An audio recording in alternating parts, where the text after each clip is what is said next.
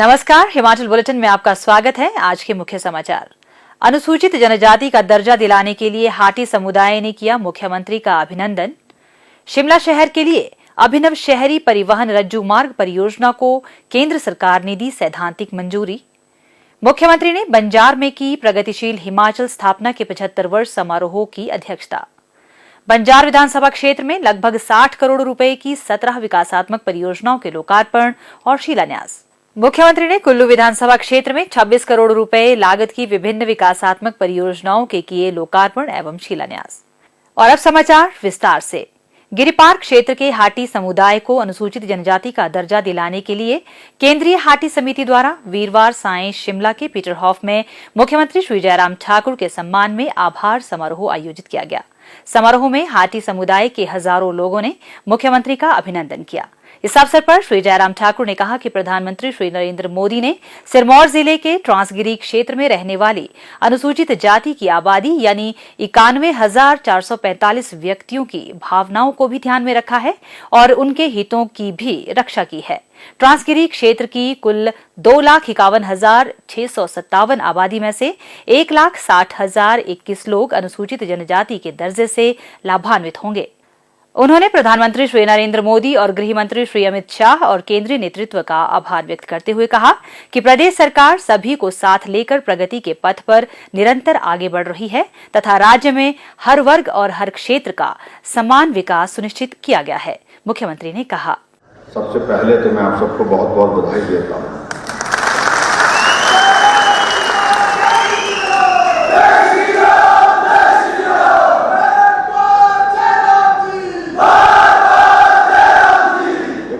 संघर्ष के बाद मंजिल हासिल की है।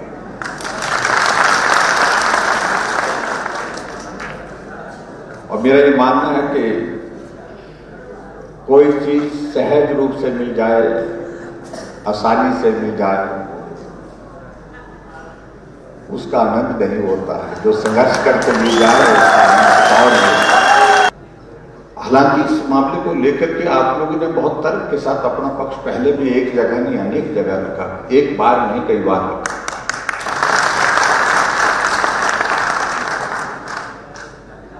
लेकिन पक्ष सुना गया, माना नहीं गया। और अब की बार पक्ष सुना भी गया और माना भी गया। मामा ने अपना फर्ज निभाया है और उसके लिए आपका आशीर्वाद चाहिए, आपकी शुभकामनाएं चाहिए। सिरमौर वालों ने मामा कहा है, मैंने स्वीकार किया है भाई, और इस बात को लेकर के मुझे खुशी भी है। मुझे बहुत अच्छा लगता है मामा कह करके हम और ये हमारा रिश्ता सिरमौर का साथ ही किस तरह का एक और बन गया। पहले तो हमारा आपस में एक संबंध था, वो रिश्ते का रूप लेकर के अब हमारे बीच में है। इस रिश्ते को आने वाले समय में भी निभाएंगे, मैं इस बात को मैं जरूर कहूँगा और एक बार फिर से मैं आप सबको बहुत बहुत बधाई देता हूँ, शुभकामनाएं देता हूँ। आराम से, शांति के साथ, आप आनंद के साथ रहिए। और ये काम ऐसा नहीं है कि ये काम आज के लिए हुआ, ये काम जो हुआ ये पीढ़ियों के लिए हुआ।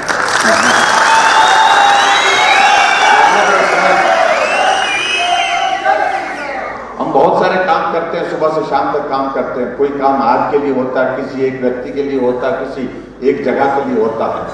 लेकिन ये काम जो हुआ है वो आने वाली जनरेशन के लिए हुआ है, आने वाली पीढ़ी, इसलिए उसका महत्व अलग तरह का है। इस अवसर पर मुख्यमंत्री को केंद्रीय हाटी समिति ने परंपरागत टोपी, लोइया और डांगरा भेंट कर सम्मानित किया।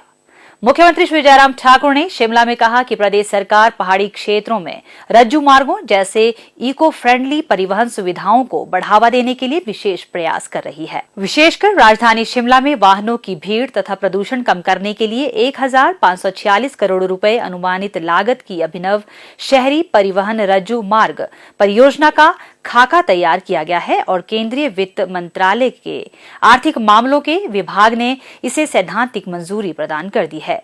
इसके लिए केंद्र सरकार का धन्यवाद करते हुए मुख्यमंत्री ने कहा कि लगभग 14.69 किलोमीटर लंबे इस रज्जू मार्ग नेटवर्क में 15 स्टेशन होंगे। तारादेवी मंदिर से आरंभ होने वाले इस रज्जू मार्ग में स्मार्ट पार्किंग, लिफ्ट्स, एस्केलेटर्स सहित कई आधुनिक सुविधाएं भी उपलब्ध होंगी।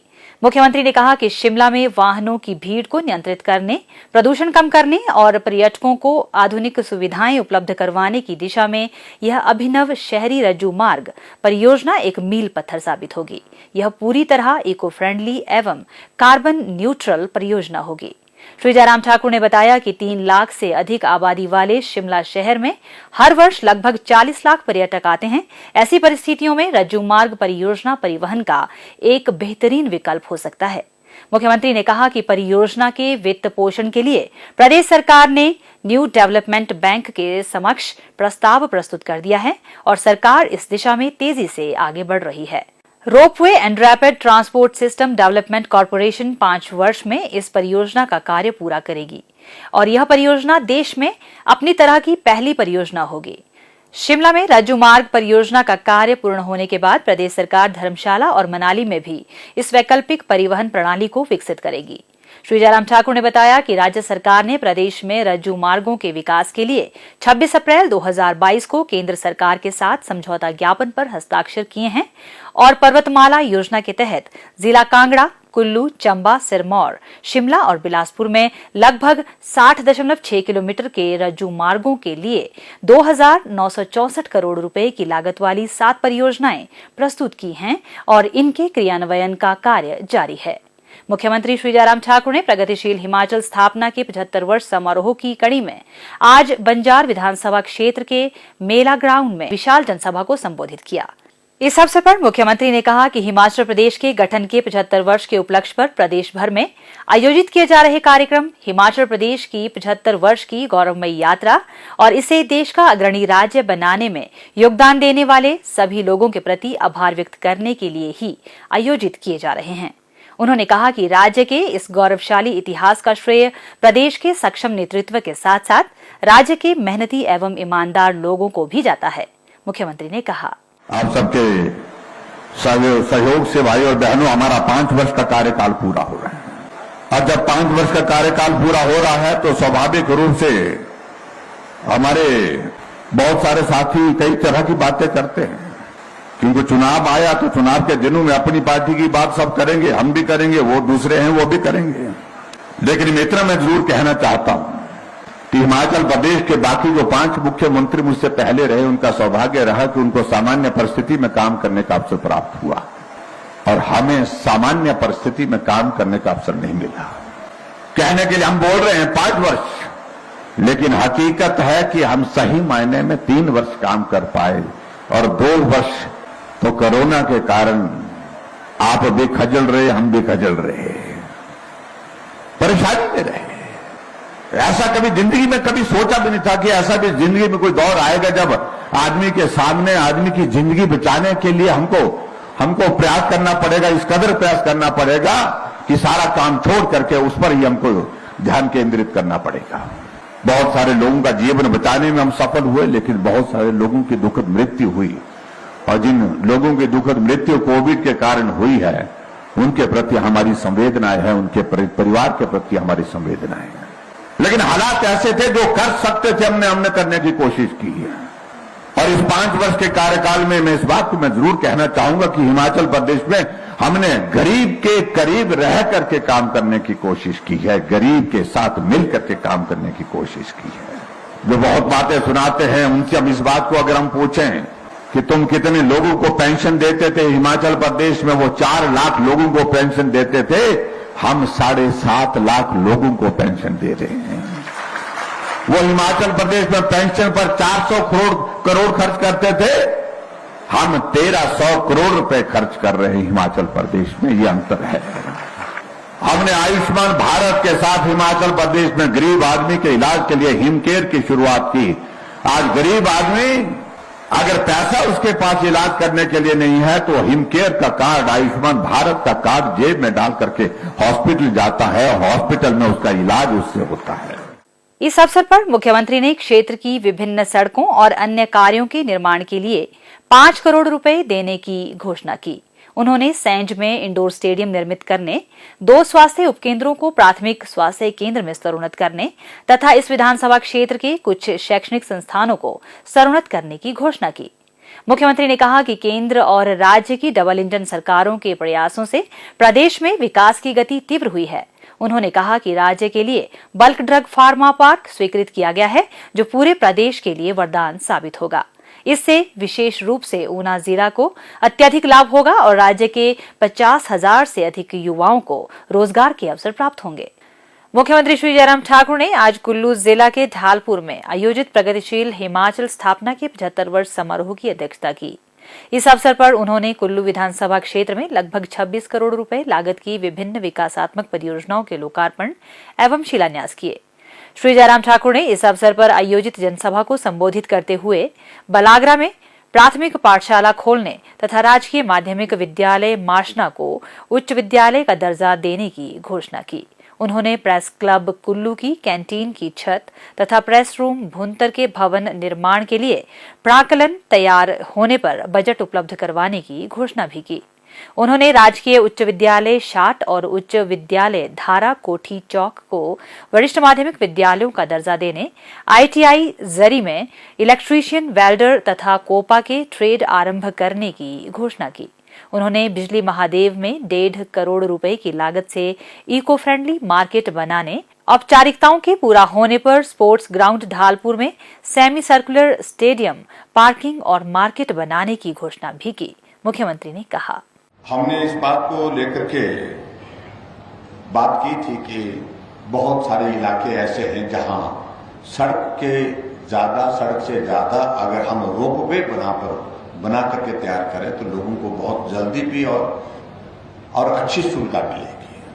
आने जाने का रास्ता जो कई घंटों का है वो कुछ मिनटों में तय हो जाए।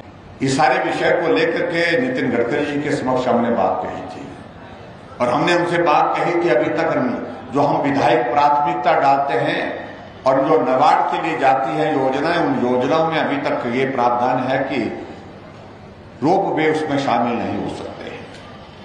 लेकिन मुझे इस बात की खुशी है कि आखिरकार एक स्थिति बनी जब इस सारे बात को लेकर के हमने आदरणीय प्रधानमंत्री जी को भी लिखा और नितिन गडकरी जी को भी लिखा, तो हम उसमें सफल हुए हैं कि नाबार्ड में परमिसिबल एक्टिविटी के अंतर्गत जो है रोपवे को भी शामिल कर दिया गया और अब विधायक अपने क्षेत्र में अगर रोपवे लगाना है कहीं सड़क के बजाय तो उसके लिए अपनी प्राथमिकता दे सकता है, तो रोपवे वहां पर बनेगा और नाबार्ड उसके लिए फंडिंग करेगा। ये भी एक प्रावधान उसमें जुड़ा है।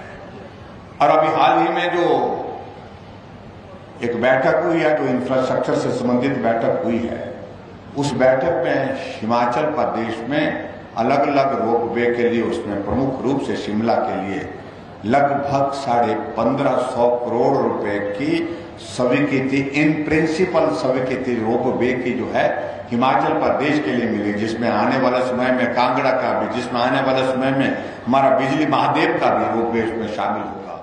हिमाचल बुलेटिन देखने के लिए सब्सक्राइब करें YouTube channel IPR Himachal, follow करें ट्विटर @DPRHP, लाइक करें Facebook page information and public relations department Himachal Pradesh, visit करें वेबसाइट www.himachalpr.gov.in।